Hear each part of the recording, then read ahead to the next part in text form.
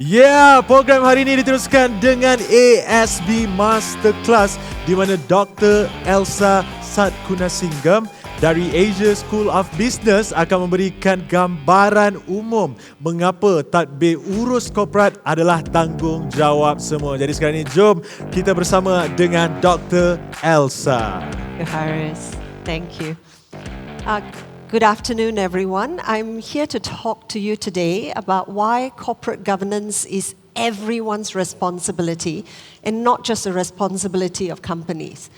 Okay, so generally, before I start, what does corporate governance mean? It usually means the way in which companies are directed and controlled. So here you can see that a company has its shareholders, right? So the shareholders invest in the company and they want to make sure that the company is successful and that the company actually makes profits for them. So they appoint a board of directors, and that board of directors ensures that the company is run properly and gives them profits.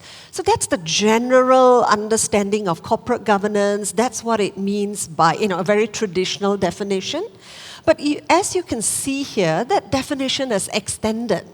And it covers stakeholders as well. You can see here customers, regulators, financiers, as well as, suppliers. Because companies need to keep their customers happy. If they don't, the customers might go to the competition. They need to keep their regulators as well satisfied that they are complying with the rules. Who are these regulators? The company's commission, the securities commission. If you're a listed company, it's the stock exchange. If you're a financial institution, it's your central bank in Malaysia, it's Bank Negara Malaysia, right? And other regulators as well. The companies need to look out for these rules and make sure they're complying as well. For financiers, companies need to please their financiers. Otherwise, what will happen? They may not be able to actually borrow more money in future. And obviously, they also have to look out for suppliers. Now, there's a big thing about when dealing with your suppliers to make them sign an anti-bribery contract to say that they will not try and bribe people in the company to get business. Okay, so these are the stakeholders. Sounds good, except my question is, where is the community? Where are you and I here? In this ecosystem, in the stakeholders.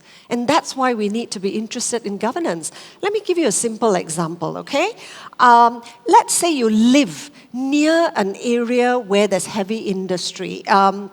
Maybe this factory building or putting together tractors, all right? There's a lot of emissions which is causing you asthma or skin irritation or health issues. They also make noise 24/7. The factory is running 24/7. So what do? It's disturbing you, it's affecting your health. But look at this, you actually are not a customer, a regulator, you're not a supplier, you're not a financier. So where on earth do you fall? All right? You may say, I can make a police report. I can go and complain to the regulator. Give you a different scenario. What if the emissions is coming from a neighboring country like the haze? You really have no room to do anything, right? And later I will show you some of the things that you can do to try and ensure that these companies do take you, the individual, and our whole community into consideration. All right, there's a general understanding that when companies do business, obviously they want to make profits. We've got nothing against that. Profits are good. It keeps people employed. It gives shareholders their dividends. It's good for the economy. But there's a general understanding, or there should be, that companies cannot make profits at the expense of the people or the planet. Companies cannot destroy the environment in order to make profits.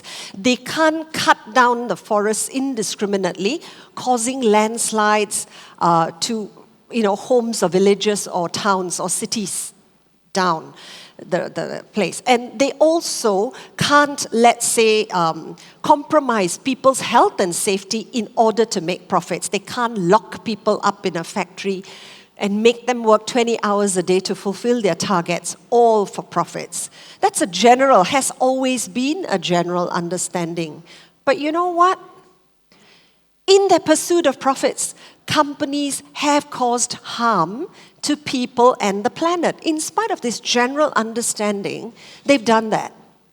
Now, let me please qualify my statement, okay? I'm not saying all companies are bad, all companies make profits and destroy the planet and the people. No, there are many, many good companies out there.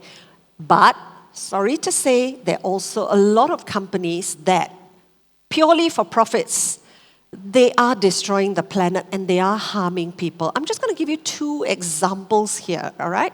The first one are companies that have caused GHG emissions to increase over the past, 20, 30, 40 years.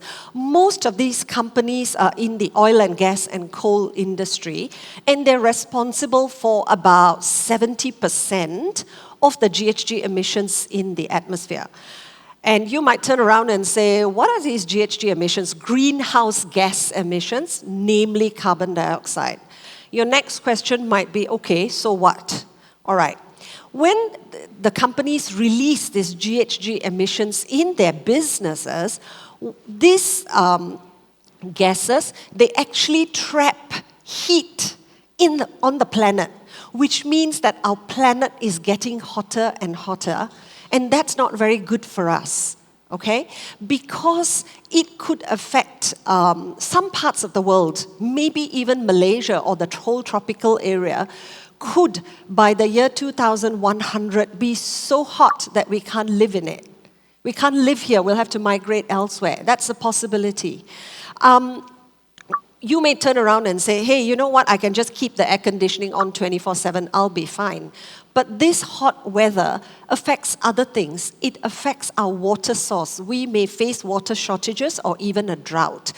And if there's drought, it means that our land of plenty, where we have plantations, we have paddy plantations, cocoa plantations, tea plantations, we can't continue with that anymore. We have to import our food. Imagine how expensive that will be.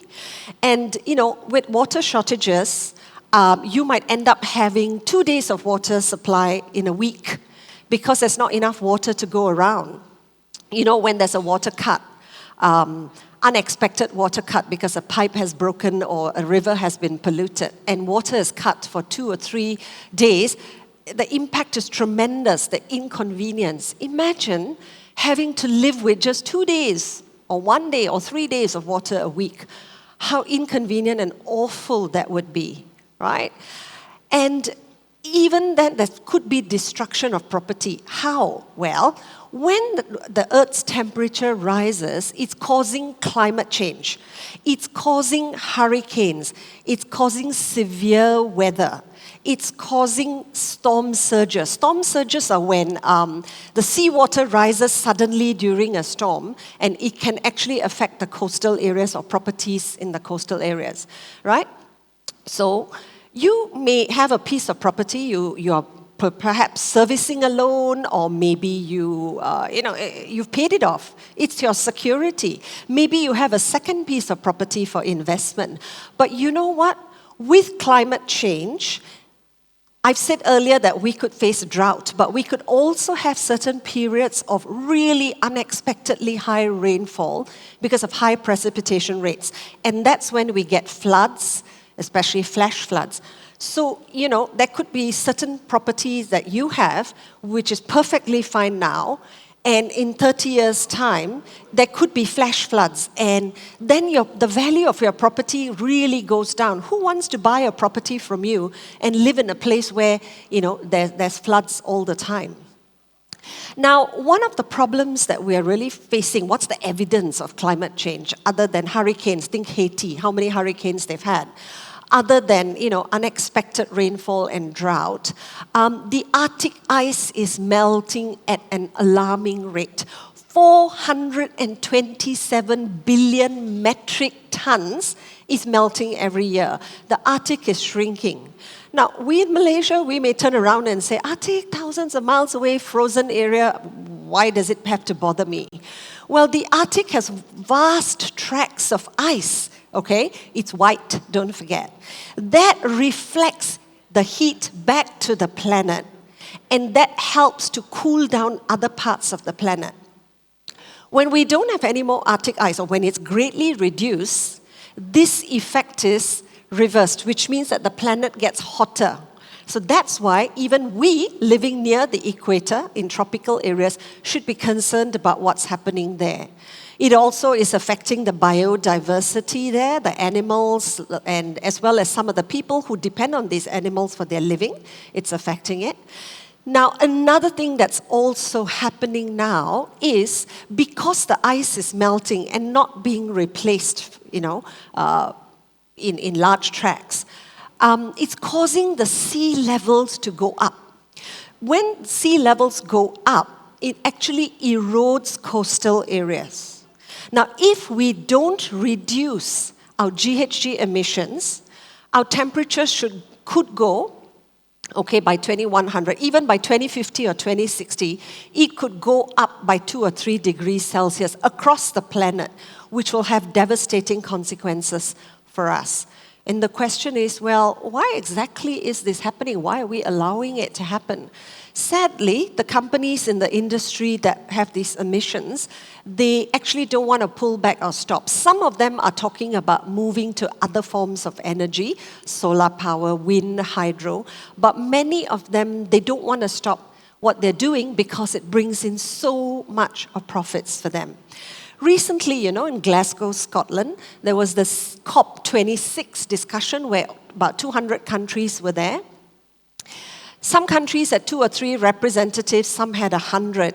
Do you know how many representatives the oil and gas companies sent and the coal industry? Over 500 representatives were there to lobby and kind of put pressure on their governments not to commit to reducing the GHG emissions soon. All right? So these are some of the impacts.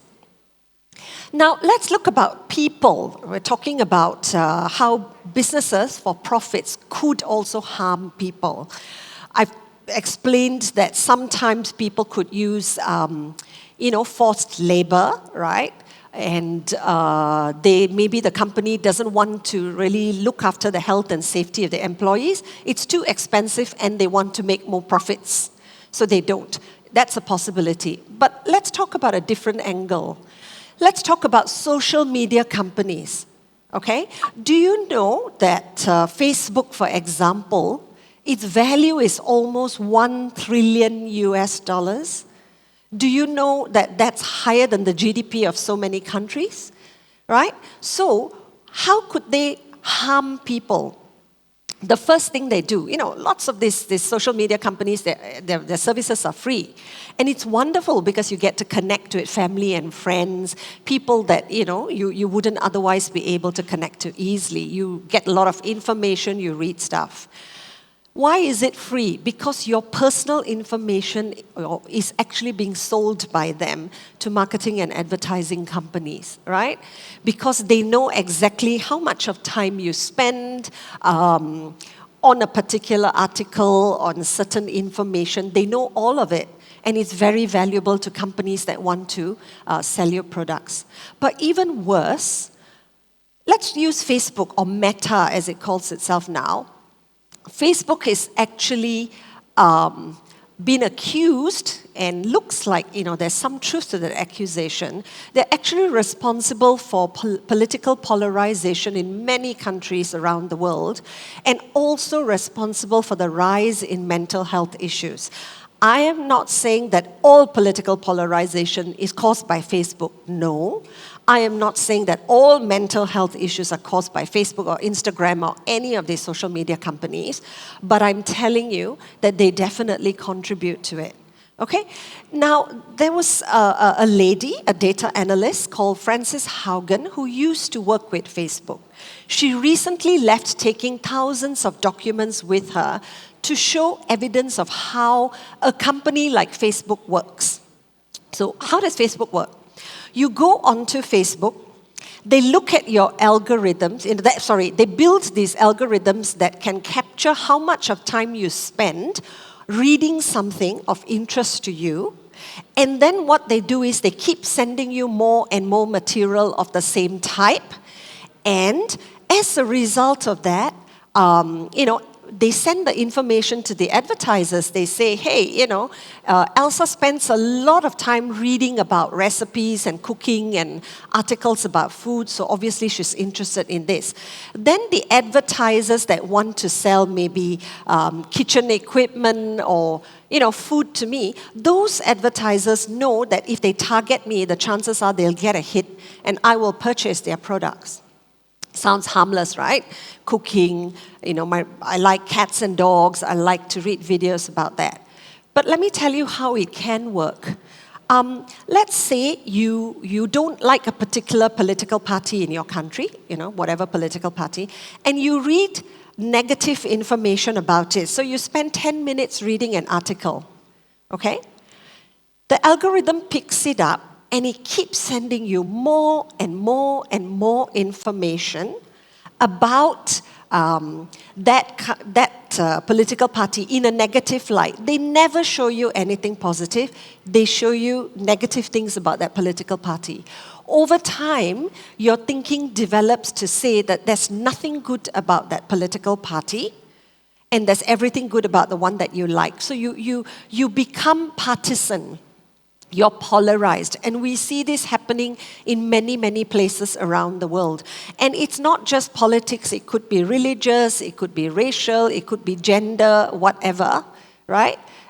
Facebook will make sure it feeds into this kind of thinking. Why? For money. Again, you may turn around and say, I'm not interested in politics. When I go on Facebook, it's all very harmless. I catch up with friends. I just look at some beautiful pictures of, dogs, cats, wild animals. That's it. Okay, let's take the mental health issue. Sometime back, an American senator, he actually posed as a 13-year-old girl suffering from anorexia, and he went on Facebook and he started reading articles about this. And do you know what? You would think that the people at Facebook would develop the algorithms to pick up issues like this, to say, oops, red flag, anorexia, because these people who suffer from anorexia can sometimes starve themselves to death.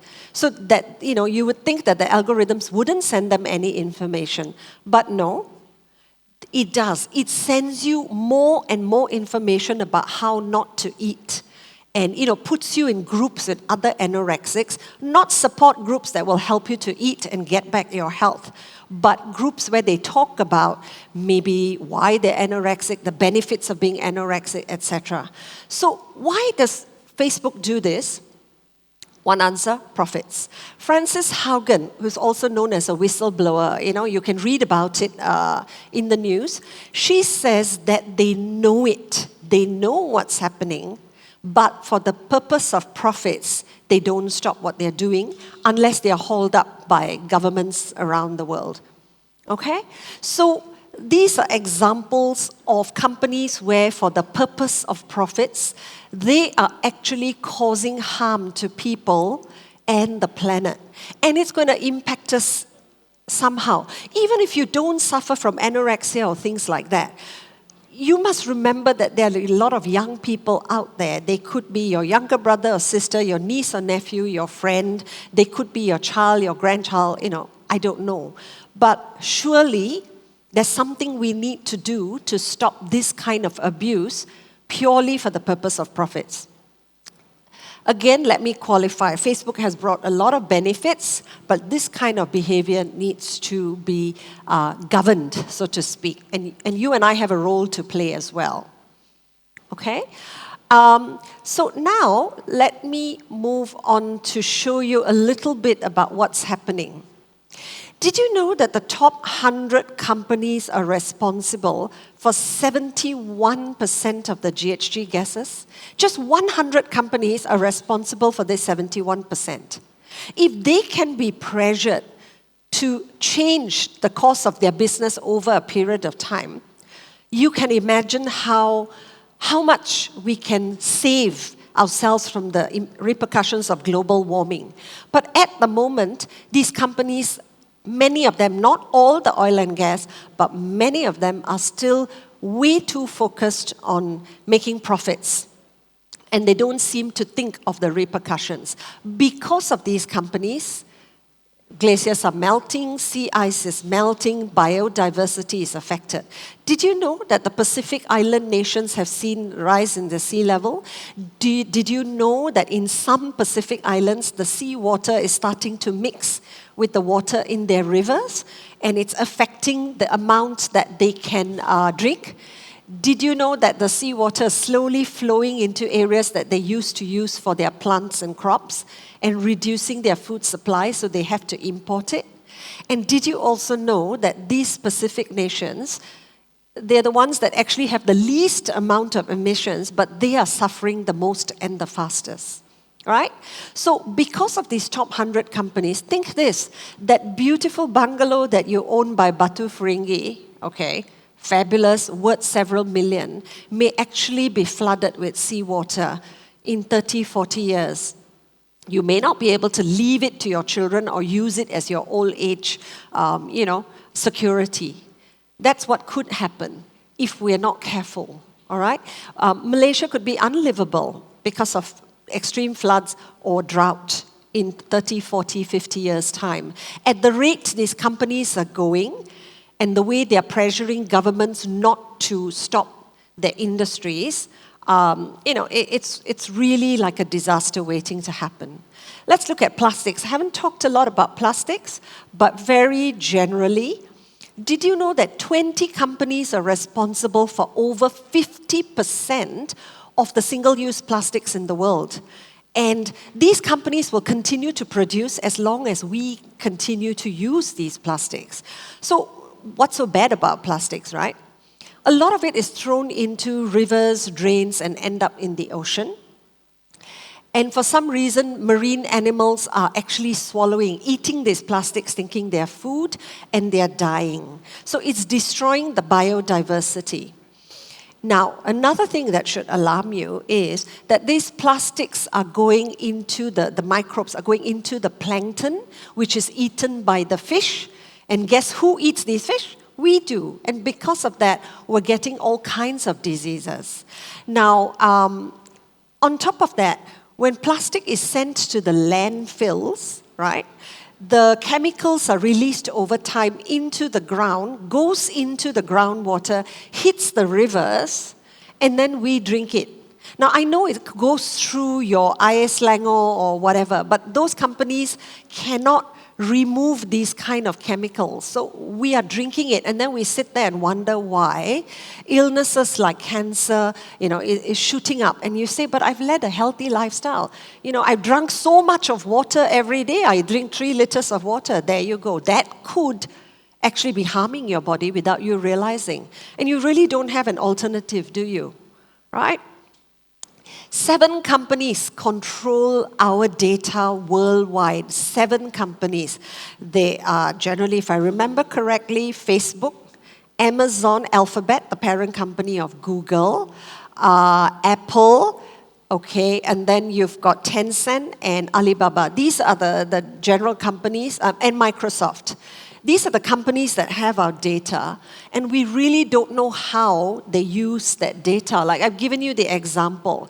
If you have a family member suffering from depression, the last thing you want is for that person to be fed more and more information about, other people who are depressed, the reasons why they're depressed, and moving on and on, in that sphere. And you are spending so much of time and money on psychiatrists, on therapists, giving families support. And here's another pressure pulling in a different direction, right? So this is why we need to actually look at these companies, we need to know what they're doing, and we need, in whatever way we can, to stop them. Okay, so how can we do it? Here are the top 100 companies. We are just simple individuals. We don't have much power. What can we do? I think one of the first things we can do is let's take accountability. Okay, let's reduce carbon emissions and protect the biodiversity on our earth and prevent pollution of rivers, seas, air, and water. How can we do this? Let's try and take more public transport. Let's try and use hybrid vehicles. Let's try and use solar panels on our rooftops of our homes if we can, if we own a house. Let's stop throwing our rubbish in the river. Let's stop using single-use plastic and just throwing it out. Recycle. Now, what I'm trying to tell you here is that although we don't have much power, together as a community, we have a lot of power. Together, we can make a difference. Okay? So that's where we are responsible, where we should be accountable. And what I'm telling you to do, it may seem, it's too awful. I can't take public transport. It's COVID, right? I don't have room to recycle because, let the government make it mandatory. Then I will recycle. Until then, it's a bit complicated. It's a little bit inconvenient. Yes, it may be inconvenient, but we have to start somewhere.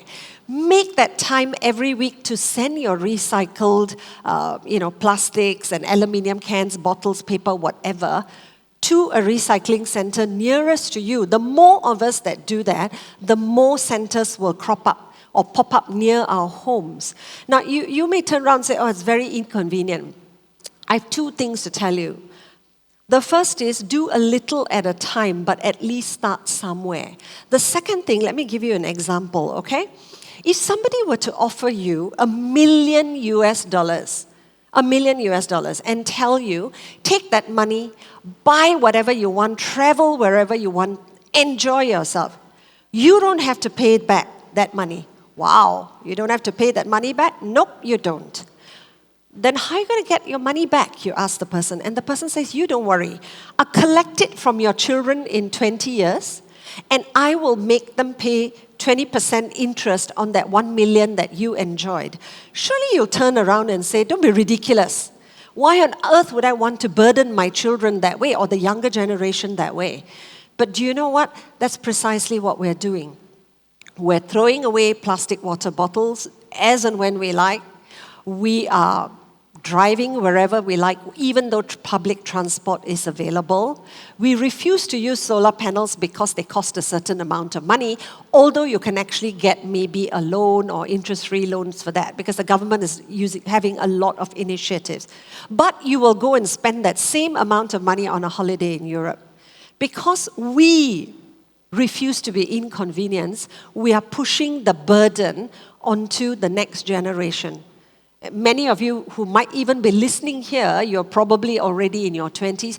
This is going to be a problem for you in 20, maybe 30 years. Okay? So think about that and start small, start somewhere. What about the companies?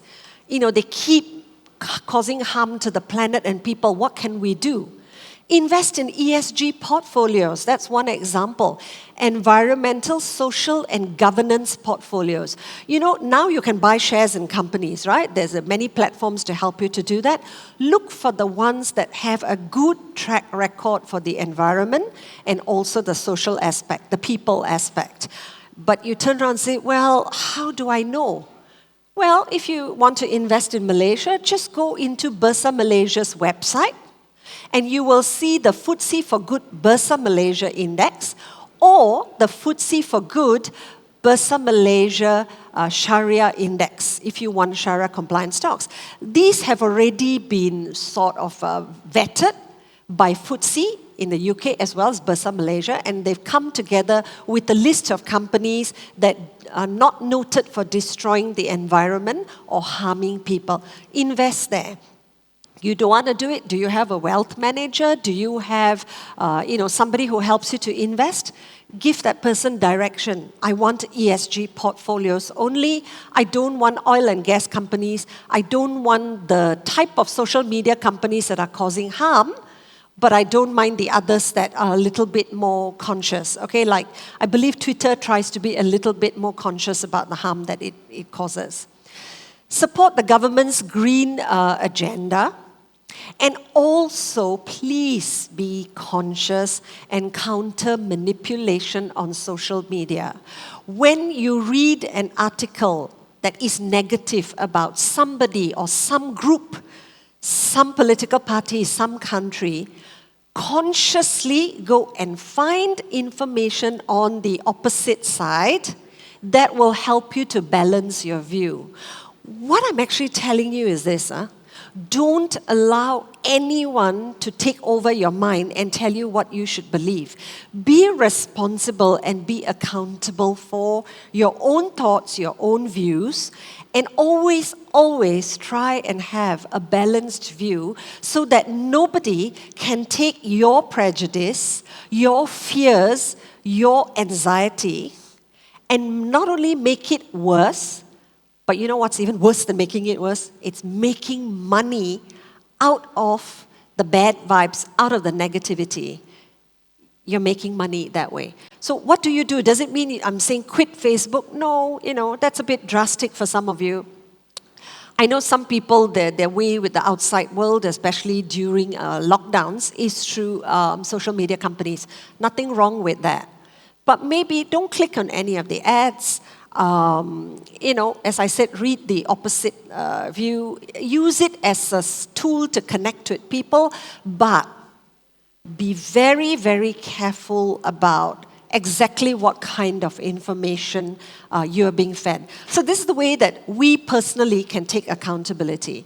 But just to let you know, the companies are under pressure, okay? They are under pressure. The oil and gas companies, big investors have pulled out, pension funds have pulled out saying, we don't want to invest in you anymore. Activists are suing them left, right, and center in order to get them to either use cleaner energy or even stop their business. Governments and investors are pouring money into renewable energy, which is solar energy, wind energy, hydropower, and things like, and even, which I don't quite approve of, but nuclear energy, okay? At least it's cleaner. Now, when it comes to solar energy, Malaysia is doing a lot because obvious reasons. We have sort of sunshine. You can actually put solar panels on your rooftops, and you can actually go and enter into a contract with the Naga National to sell any excess power to them. So you don't have electricity bills unless maybe there's a whole load of rainy days.